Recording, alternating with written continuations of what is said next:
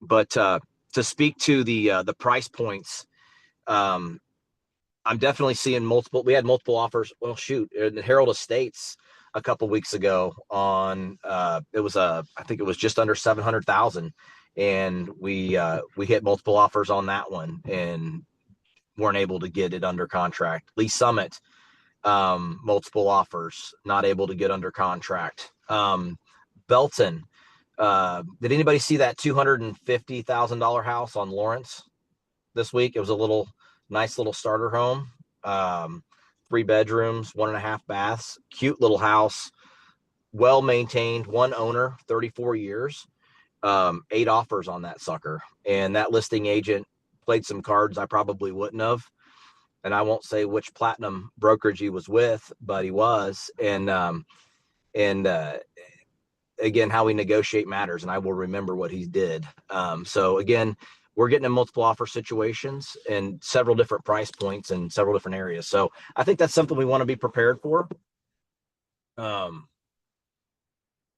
what are we going to do about it? How are we going to best be able to represent our buyers and being able to get them under contract so we're not showing them house after house and coming up a loser? Because that can, I don't know if you've been with buyers like I have, but they can feel a little bit defeated after losing out on 2 or 3 of those suckers.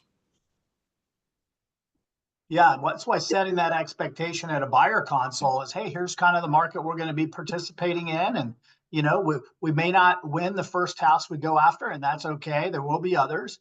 And, if we have that conversation, yes, it's a setback. Yes, it's disappointing.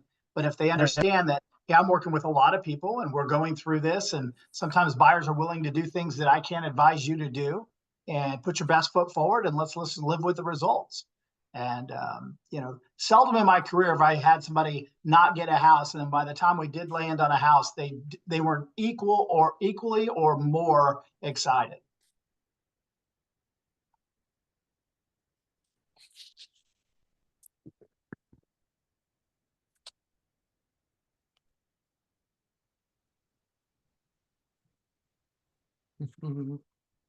So get me on there.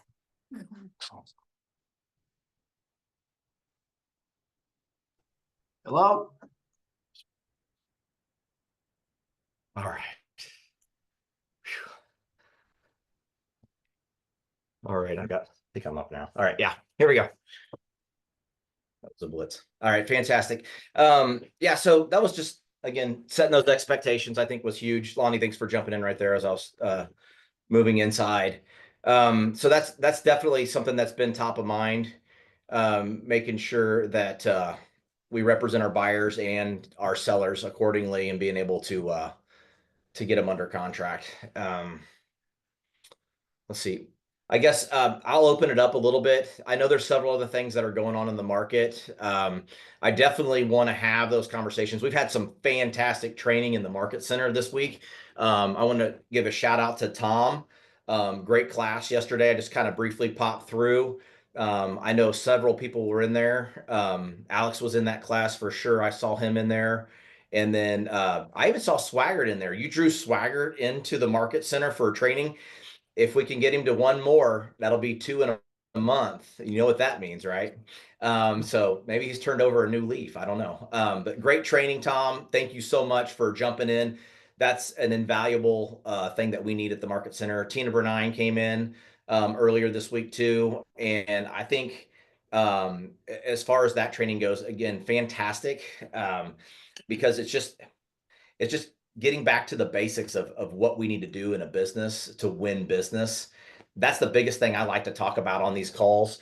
I want to make sure I can handle every objection that's coming my way from buyers or sellers, whether we're at a consultation or in negotiations. And everybody wants to know what to say, right?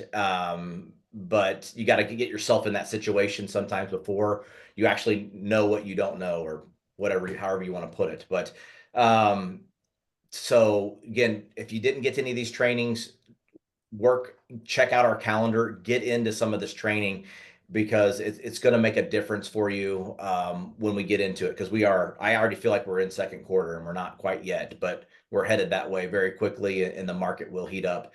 and then it gets a little bit more difficult to get into those classes. But again, kudos to the team and staff for getting the training on the calendar right now in March.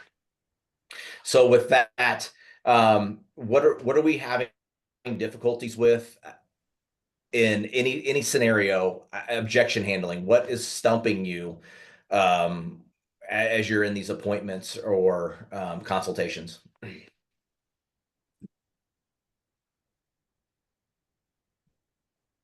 Got it all figured out.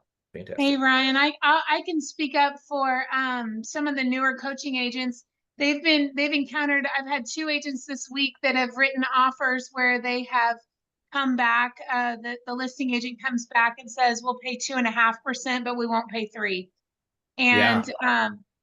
thinking through that and different ways to approach that, and both of them are like, okay, I'll just do it for 2.5. And I'm like, hold on, let's see if there's something else we can do. Let's look for another path forward.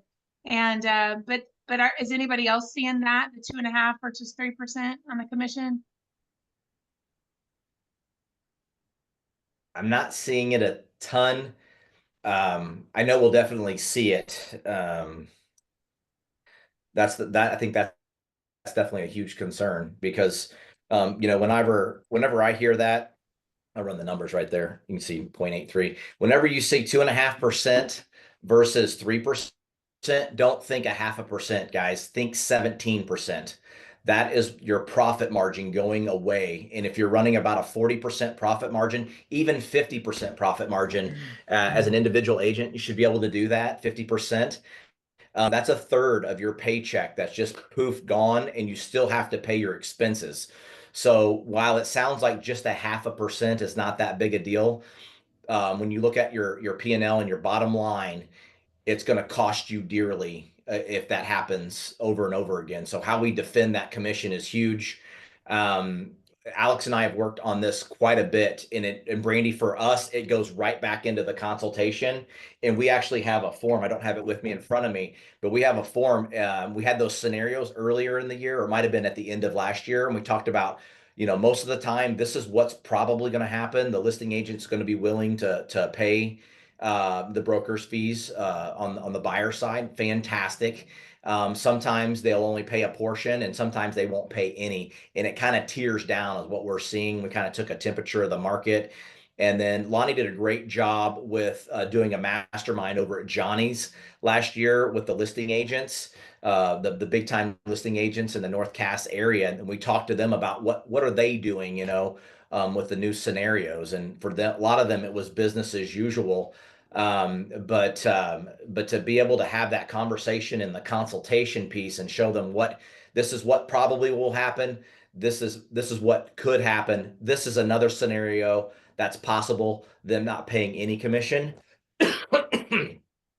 But unlikely for the most part. But if option B happens, and let's say they only want to pay 2% or 2.5%, our agreement together is that the brokerage put it back on the brokerage, because the brokerage gets compensated. The brokerage and our team is asking for 3%. So if that were to happen and we made an offer and they were only willing to pay 2.5%, I'm going to disclose that to you. And then I'm also going to show you what your closing costs are going to be, and they'll be adjusted to adjust to that 0.5% to be able to compensate us and make us whole. Does that make sense?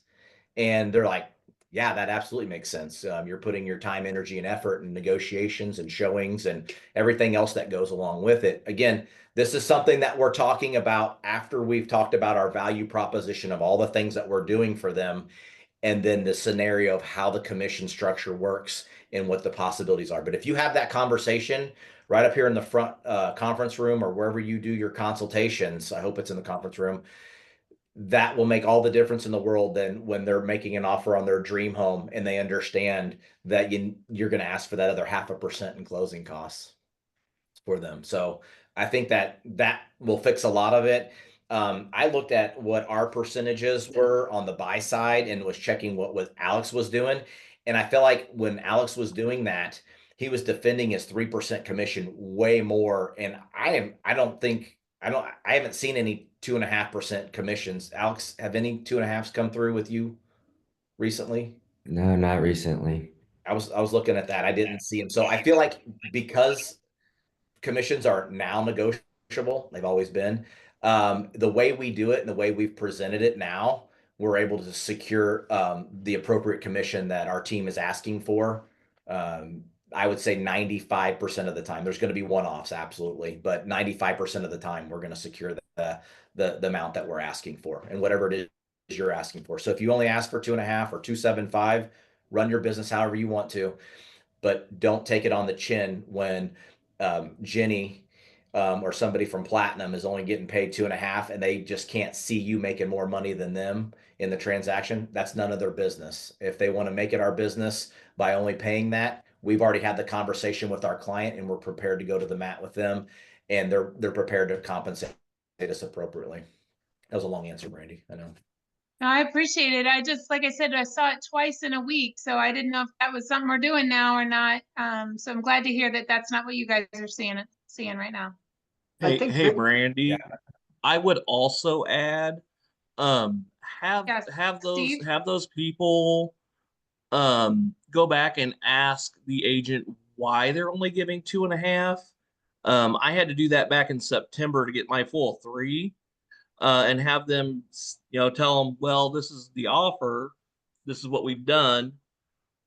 What is your reasoning behind that? And then with that pushback on my end to the agent, that actually got me back to that full 3%. yeah, guys, we're going to have to Awesome. understand we're in a new world. We may have to work for our money on the buyer side. In the old days, you worked for your money on the list side. And it was kind of a given. Okay, if I talked them into 5% or 6%, we were going to split it 50-50. So these agents that are out there listing homes, they're not good at defending their own money. So they're taking these listings for 2% or 2.5. You think they're going to fight really hard to tell the seller it might be advisable to pay 3? Absolutely not. So have the conversation, ask them up front, especially something that's not multiple offers, first day on market and all that. Say, hey, the house been on the market a couple of weeks. How's it going? Do you have any offers? Just a normal conversation. What's important to the seller? And then ask them, have you guys discussed compensation to a buyer's agent? What's that look like? And just listen.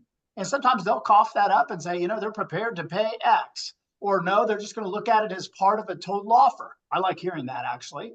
That tells me it's just a matter of negotiating to the right net number to them. But these agents out there that are taking the listings, guys, they're weak in many, many cases. So they're gonna spit back whatever that seller tells them, and then you have to go in and, as Steve I think just said, you got to fight for it a little bit.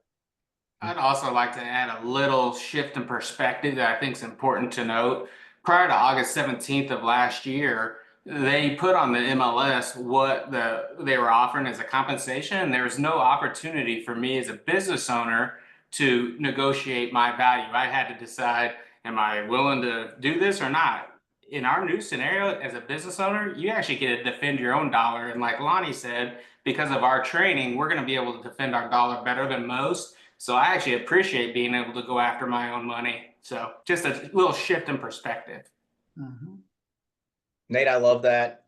And Lonnie, to your point on the weak listing agents, guys, if you don't know the agent, look them up and see how many listings that they're carrying or how many listings they've sold. You can see if they're a strong listing agent or a strong buyer's agent by doing that, and just see what they're doing. Doesn't mean how every scenario is going to play out, but it can give you a little bit of insight. Try to do a little bit of recon work and figure out, get inside the mind of that listing agent as quick as possible if you're a buyer's agent, and vice versa, either way, and try to understand their perspective, where they're at, and then again, defend your commission. And if you've had that conversation with your client, if you're in a situation, and we're going to see this a lot, houses are going to hit the market first weekend, we're ready to make an offer, and they're like, yeah, great, we love your offer, but we're not paying all that commission though.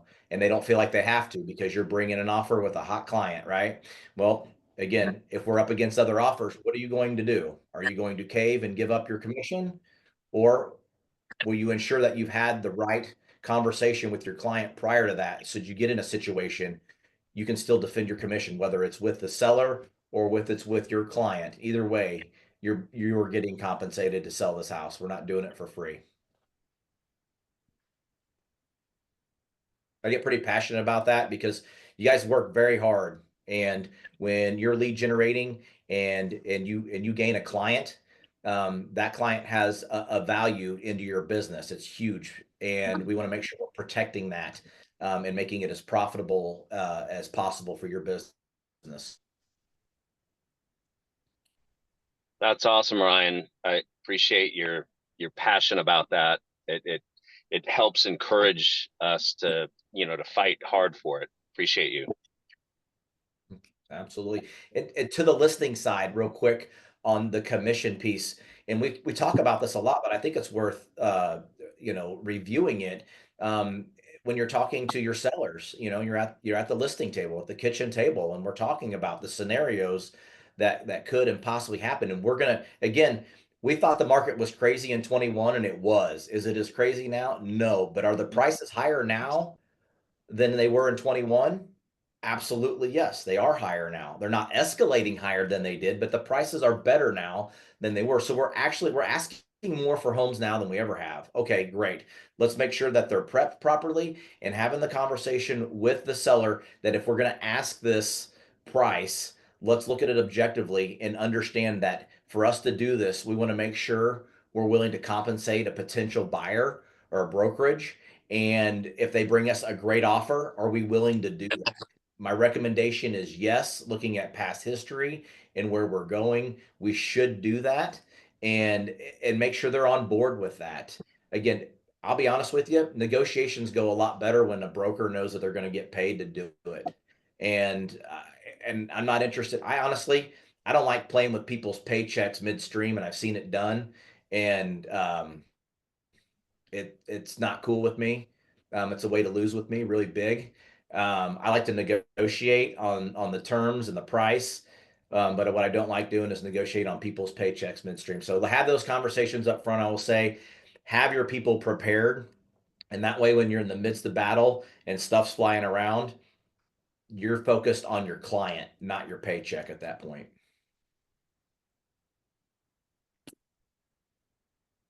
All right, soapbox. Yep. Yeah. Hey, Ryan, are you there? Yeah. What do you got, John? Hey, I'm going to add into that too. We've had some of this stuff come up, like Brandy's question originally and lately, and working with other co-oping agents, and we're letting our sellers know as part of that listing conversation that we're making a specific point to explain to add to what you and others, Nate, and everybody's saying here is the importance of the buyer's agents know who's out here working really hard on the listing side, right? So we're pointing that out to our sellers to let them know that a large portion of our industry, the majority of their business is on the buy side. So they're on the opposite side of it than we are.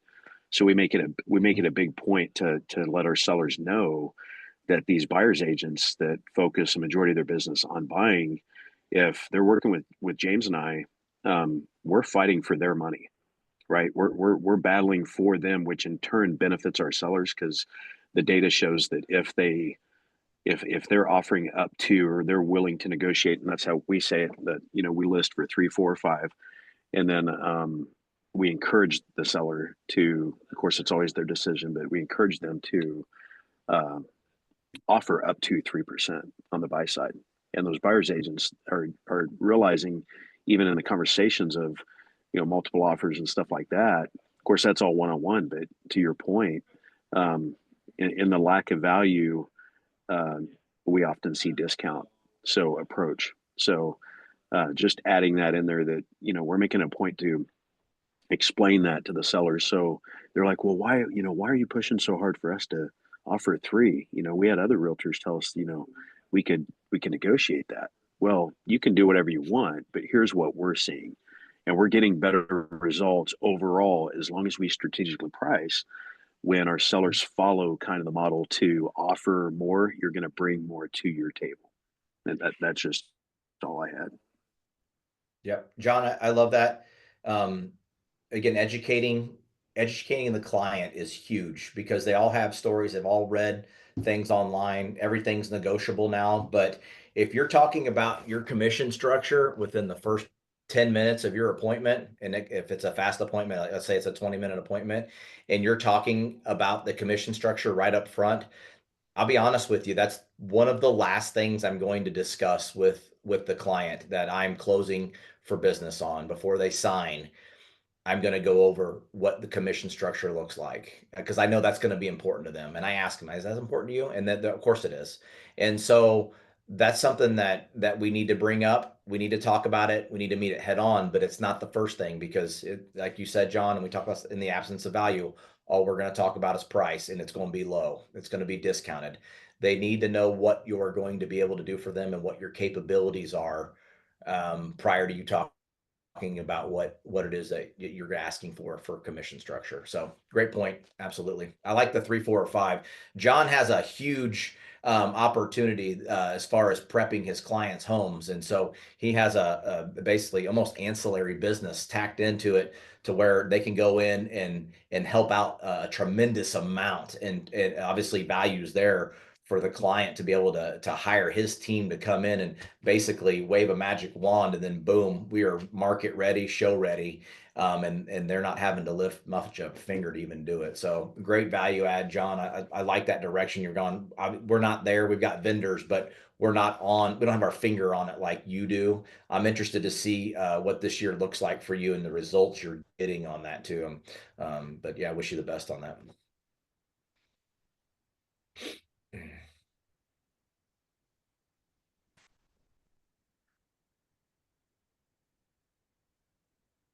Hey, I don't know. Probably objection handler is not really the scenario here. Just thought I'd throw this out there because I'm curious. I've had like this last weekend had a ton of showings with 3 different groups of buyers. I could not hardly get a listing agent to answer their phone. I mean, it's like I feel like it's getting harder and harder. Like I just want to call to see like, hey, we want to send you an offer. We're trying to, write it up strategically. Like what's a win for your client? What are you guys looking for? And I'd leave a voicemail, no callback, shoot a text message, no response. And like I hate that. And I've been accused of being a terrible communicator plenty of times. And in, a lot of instances, I have been a terrible communicator. But I feel like when somebody calls about my listing and they want to write an offer, like they get top priority. I'm calling them right back. Right.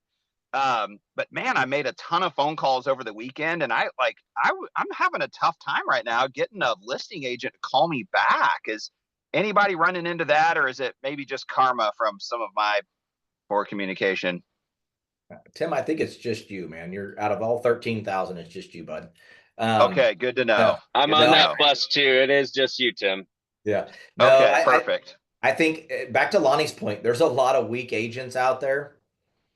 And the reason is they it's their friend, it's their sister or whatever it is, it's a family member, and hey, I can list your house for you. Will you let me list your house for you type of thing, and then they do it.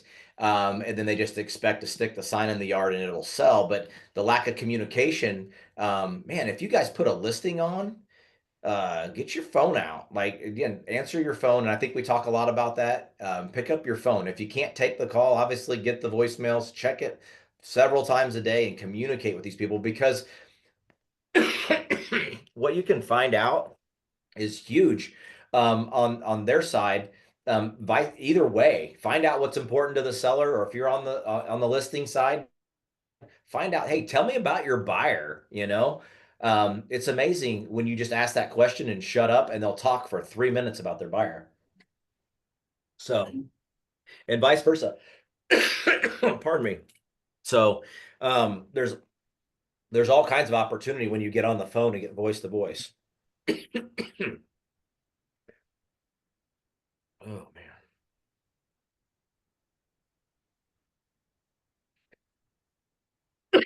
man. You're on the struggle bus today, my friend. I'm on the back side of this. Clear that up before the weekend. Through it, I think. Yeah, I'm almost through with it, but it is a nagger. Did you get choke slammed at jiu-jitsu this morning or what? I issue those out actually. No, I took it light this morning, but yeah, this cough thing is ridiculous. It just hangs on for the better part of like 2.5 weeks almost. So, but I'm almost there. So, all right. All right, so we talked about communication. Guys, we're in the communication business. That's like 90% of what we do is communicate. So a lot of the factors, a lot of things we talk about, that goes right back to how we communicate with our database, with our clients, with co-oping agents. You want a great co-op, build those relationships with your co-oping agents out there in the community. Know who the players are out there, and build relationships with them too. It helps with recruiting process. Eventually, their broker will tick them off, and it's an opportunity for them to decide to join us here at the Southland possibly. So again, go back to communication, Tim. I love that. It goes back to pick up the dang phone. It's super simple. So if you got a listing going on, make yourself as available as possible to get those calls returned, or pick it up if you can absolutely pick it up. It's a 2-minute, 5-minute phone call. Pick it up and build a relationship and tee them up for giving you the greatest offer that they can give you right out of the gate. Good stuff, Tim.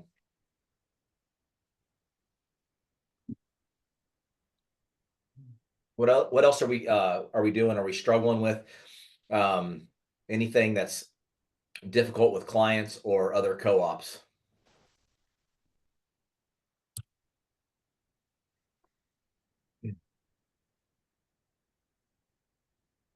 Ryan, I think pricing is still going to be the biggest challenge for anybody going in on a listing appointment. How to comp these houses out, and then how to convey that to the seller in a way that's in alignment with their expectations. And when it's not in alignment with their expectations, how to pivot and still get hired and make it a smooth process. I mean, that's not a skill that you just develop overnight. So I think I know I get a lot of calls. Hey, will you look at this data for me and stuff like that, which I'm happy to do, by the way. But I think there's just still a massive opportunity there. Absolutely. We've got to do a great job of data and understanding it, and being well rehearsed and prepared when you walk into that appointment, when you're getting ready to show them what the market is. And if we're not, and I say that to you guys, saying it to myself, like, make sure you're taking that hour and breaking those numbers down, know them backwards and forth, so that when you're showing them, if you're on your iPad or possibly you print out your data, either way, you can run that upside down for them and they can see it. And it just makes sense. It clicks for them when you show it to them in paper. Like, this is what the market's doing right now. You might have heard like what the market's done in the past. This is what we're seeing right now in the market. My script goes, the market changes just a little bit each day. I use the clock method. It changes just a little bit each day. You can't quite see it, but in the course of 3 months, it'll change. And we watch it daily so that we can make adjustments faster than every 3 months. And so that's our job, is to understand that data.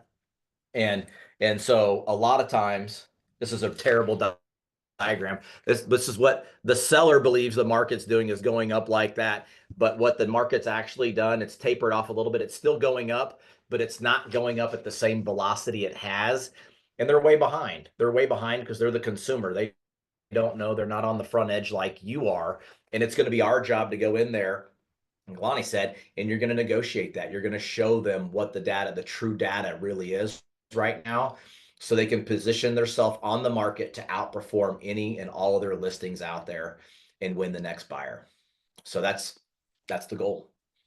But yeah, that's the terrible diagram I have right there. So, but sellers will continue to think that the market's just been doing this the whole time. We're still in a housing shortage, which we are, which is still lifting the market, but it's just not the velocity it has.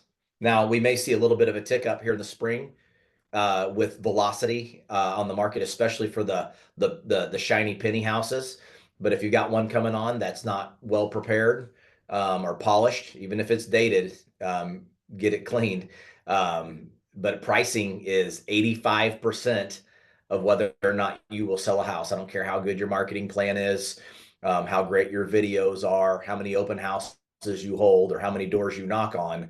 If you do not have the house priced right, you will not get a sale on the house. Most likely, you'll be out of bounds on that, and buyers will object to that. Their demands are a lot higher now because they're paying more than they ever have at an interest rate that is still in the sixes. So just remember, all feedback that you get, whatever the feedback says, you end it with for the price. I love that name. Who was that that said that? The Australian guy, Bruce Hardy, Yes. Yeah. about that the ALC clinic. You just don't take the heat on it. It's just tell the client, just put for the price at the end of whatever the buyer says. Don't be offended by whatever they say if they don't like your countertops. Just put for the price at the end of it, because price is what will sell a house, and the price that we should put it at, again, we speak in ranges, is between here and here. And what we believe is you will attract a buyer if we're in that price range. Of course, every seller wants to do what? They want to be up here at the highest range they possibly can. And that's great. We want to get the most they can. And then you prepare them for that time on market to be up there. And And then if they're in a, you back up that saying for the price with when price and condition meet, that's when your property moves. absolutely.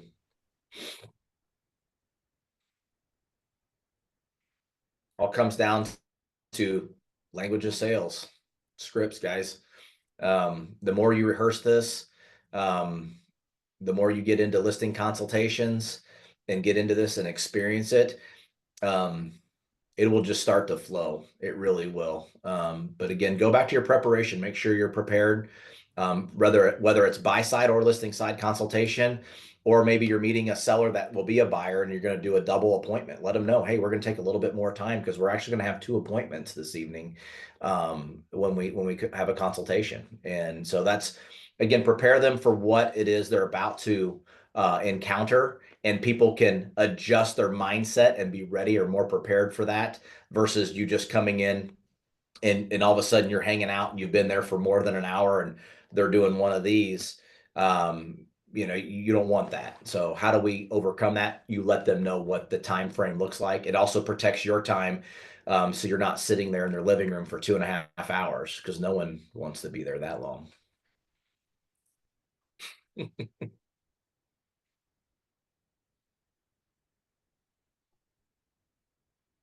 What else we got? Anything good? We're making you work, make you work Yeah. for it. Good, good. No free rides here. No free rides. Contingency is apparently we got that mastered, so we don't need to cover that. Never talk about contingencies again. We got it all down pat, don't we, Lonnie? Commissions, we got that down, which is great.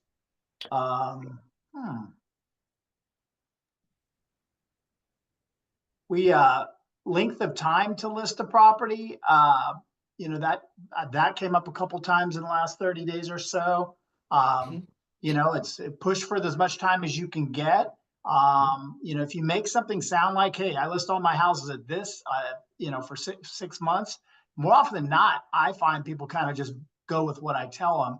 But if somebody says, well, we're just not comfortable with that, then my question is always, why is that? Why are you not comfortable? We've got a pretty good track record as an agent, pretty good track record as an office. What is it that I'm saying that makes you not comfortable? And then listen to what they have to say. But I know we had an agent in the office that lost out on a listing because the seller only wanted to do 90 days. And of course, they wanted more time. But the reality is, in looking at the house, it was a house that was going to go almost guaranteed multiple offers the first weekend. So get hired and then earn your fee. If it doesn't sell in the first 90 days, then work towards getting rehired. If you've done your job, you're going to get rehired more often than not. But this was a case where, just looking at it, I would have taken a 30-day listing on it, just because there's almost zero chance it wouldn't have sold in the first weekend or 2. Right price range, Lonnie? Yeah, it was like 275 or something like that, if I remember right. Absolutely. Yeah. And understandably, unless we're working in that $1 million plus range, 90 days ought to be a range to get under contract in our area. And if we've had the right conversation around making a price adjustment, should we not get any showings for a couple weeks? We should definitely be able to get them in the range to be able to get under contract in that time frame. So yeah, get hired, get your sign in the yard, get hired, but have the conversation of where we need to adjust again up front. So when it's time to have that price improvement conversation, it's one they can take easier. They know it's coming. Guys have been on the market 3 weeks now. We've had 2 showings. Here's the feedback. This is what we're seeing. In the meantime, these 4 homes have come to market and gone to contract. This is what I'm seeing. So again, being able to have that conversation with them is a lot easier to do when you've prepared them up front. So yeah, that's good stuff. I do have a scenario. I just came across personally. I took a listing, good friend of mine from high school. Unfortunately, his mom had passed away. Mom and dad were in the house. Dad needs to move out of the house. No problem. I go meet with him, do the consultation, get the listing signed. We're getting ready to go pre-MLS pretty quick. But they're doing a lot of work on the house as far as getting stuff. They've been in the house a long time, getting a lot of stuff outside the house. And that's interesting to neighbors when they see a lot of stuff coming out and they know someone has passed and they're elderly. They know something's probably getting ready to happen with that house. Well, sure enough, friends were in the neighborhood and they wandered their way over into that house. And I'm not in pre-MLS yet. I have a listing signed. I have a pre-MLS date. I have an active listing date signed, and the friends wander over. And would you know it, they have an agent they're working with too. What do you do?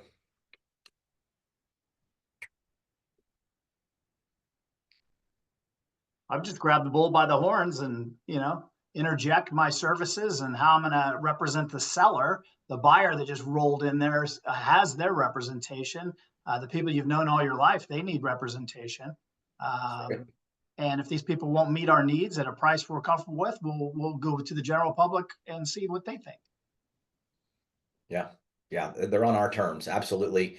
I talked with Mr. Seller about it, and I said I will do whatever it is that's best for you. I represent you, so you tell me what is best for you. What do you want to do? He loves his neighbor. He would love for his neighbor to have their best friends move into his house. I said, fantastic. I said, there's a scenario that will make that work. And of course, Mr. Seller, he's an old veteran. I don't think I'm an old veteran yet, but I'm getting there. He's an old veteran. He's like, well, I'm selling it as is. I'm not doing anything to it. I'm like, that's fine, but let's have that conversation and make sure that's a possibility. So I got the phone number I didn't know who the agent was. So I got the phone number of the potential buyer. I reached out to them, asked a few qualifying questions. I might have forgot to ask if they had an agent or who their agent was until just a few seconds after I started the phone call. I don't know. But I found out some things about how they wanted to purchase the house and what their proposal was going to be, because they already knew about the price too, because their neighbor had asked about the pricing structure on the house already. And so this buyer has potentially interjected themselves into a house, cutting out the rest of the market and being able to what I hope they won't do is try to negotiate on this house, because it won't work well for them. They're going to meet a brick wall at that point. But after I ended the conversation, pleasant conversation, I did reach out to an agent that's well known in Cass County. I've worked with them many times, and let him know how this will go. And I understand that they're being represented. That's fantastic. And should they be prepared to make an offer, him and I can get back together and figure out a scenario that would be a win for all parties to make it work. But there won't be any there will be a direct line of what will need to happen for the house to sell. Price, condition, timing, all that will have to be met. If not, I will go back to my seller and recommend that they wait, go to the market and see if this buyer still wants the house at that price, and have them compete. And what I know is their agent will advise them to do what we're asking. The only thing I don't like is that pricing structure was leaked to them. Unfortunately, my client was being friendly with his neighbor and leaked that pricing strategy to them. So other than that, again, I don't mind co-oping with agents, but they slipped under the wire on this one, and they're basically in a market and this is a sweet spot house. This is just over 300,000 in Belton, for a good amount of house. So they're basically cutting out the market, and being able to get a house in the conditions that we're in. So anyway, I wanted to throw that scenario out there. There's a reason why. Oh, poor me. Absolutely not. What I want to talk about there is the importance of the consultation. And I like to take paperwork with me to sign. especially if I'm working with senior citizens.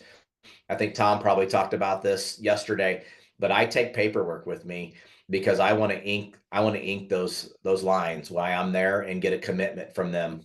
Because had I not done that, if I just said, "Hey, I'll be over at the beginning of April to get this in pre-MLS, we'll sign everything there might have been a different conversation around how this thing would go down. And I've seen several agents in the past lose listings because their potential client is getting ready to sell their house.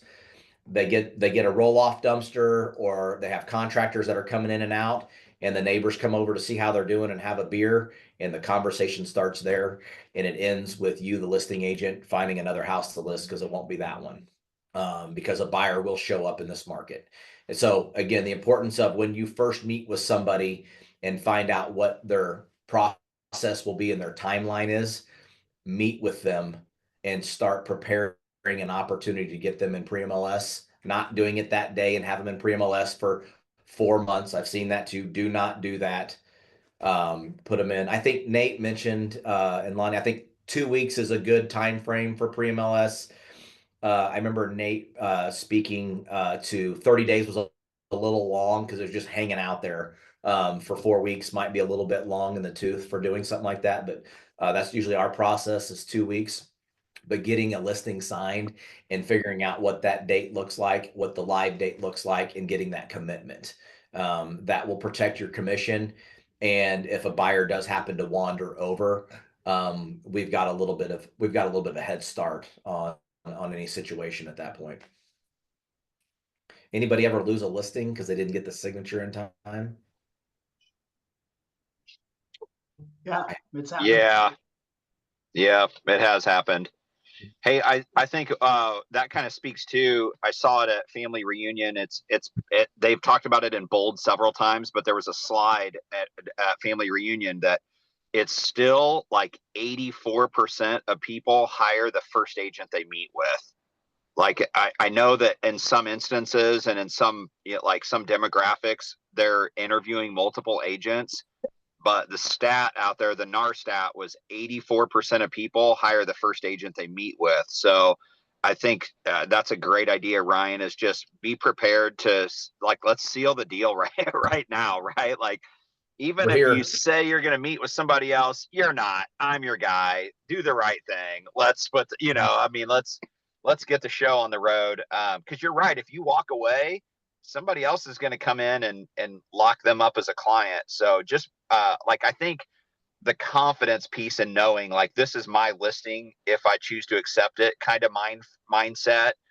You're probably going to walk away with the listing just because you have that internal confidence, and that's attractive to people. They want to work with you. So don't Yeah. talk yourself out of the listing, I guess, or don't talk them out of hiring you, which I've done in the past. So yeah, just be prepared and ready to take that listing because they're probably going to hire you anyway. So yeah, good call on that. I call that the Ricky Bobby. All right. If you're not first, you're last. So a lot of people ask that question. If a seller, hey, are you interviewing multiple listing agents for the opportunity to sell your house? And they say yes. Where do you want to be? And some people are like, oh, I want to be last. I'll go in there and I'll finish strong. And I'm like, I hope you do, because I'm going first and I'm going to close them while I'm in there. Because one of the questions that I'm going to get at the end when I close them, and I'm going to ask to close them five times in that listing appointment, different ways, but I'm going to close them 5 times. And if they're not ready to sign, I'm going to ask them, what have they not heard from me that they're hoping to hear from another agent? And again, they're not going to have an answer to that question most generally. And I'll let them know, hey, I'd love to save you time from having to interview 3 other agents or take up your evening, 2 more evenings this week. Again, our stats speak for themselves. As an office, we run a pretty good market share in Cass County. So you're working there, take the office stats, take those things. We print them out for a reason. Utilize those to your advantage. If it's your team, take your team stats, whatever you want to use, but utilize those stats to show them that they're in great hands when they hire you, either buy side or listing side, doesn't matter, and show them what you're capable of. And it's interesting. They start to shake their head like, honey, do you really want to interview 2 other agents? No.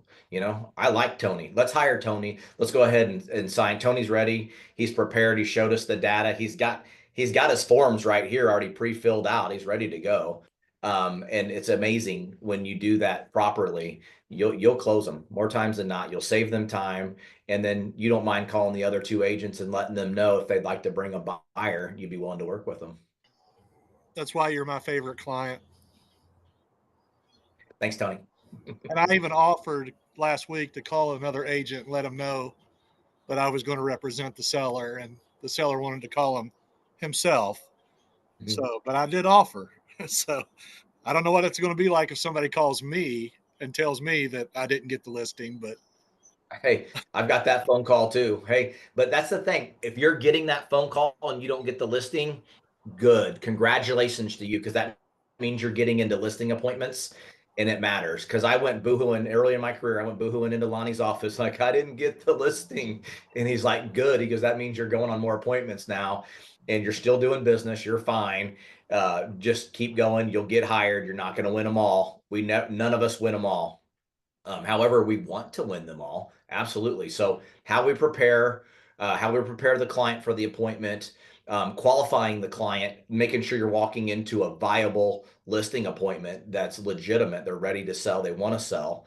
That's something to consider as well. So doing all those things ahead of time, how you prepare to win makes all the difference. So again, that's awesome. I love that. Guys, don't be afraid to close somebody more than once. Ask for the order. Ask for them to hire you.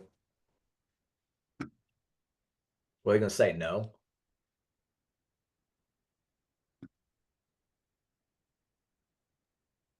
It's a great decision you're about to make to hire me as your listing agent tonight.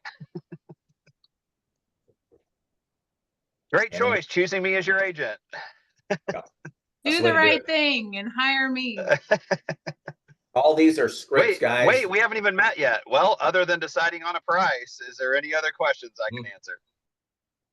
We had one of our Ben Kinney from Washington. His listing appointment was he'd walk in the door, he'd look around. He said, other than price, is there anything that we need to talk about before we sign the paperwork? And most times it was like, no. And he'd get out a piece of paper and show them the 1,000 houses that they sold around them. This is what our team's capable of. And of course, they send over a pre-listing packet and seller's disclosure, and they're prepared. He didn't just walk in, kick in the door, and say, sign this. They were well prepared. But when he got there, it was a very direct appointment, answered any questions or concerns they had. And here's our documentation. Let's go ahead and decide we're going to work together right now. And he was usually door to door in about 30 minutes. So pretty good. Copies for closers. Who put that, Tom? That's good. That's good. Does anybody have trouble asking for the order? Like, man, I feel like I'm being pushy if I ask them if they're ready to work with me. Does anybody have trouble doing that, or had trouble in the past doing that, or overcame it and doing it great now? Fantastic. So we're all good at closing. There's a lot of different ways to close. I still keep one of my bold books in here, and I will open that up before I go to an appointment. Still been on hundreds of appointments. I'm still going to open that thing up, and I'm like, how do I want to close? What am I feeling like today? Knowing the temperament of the client on how you speak with them and conversate with them and listen to them, how they're speaking to you, and mirror and matching them is huge. And then, are you super direct with them closing, or should you do a softer close? Would it make sense for us to work together?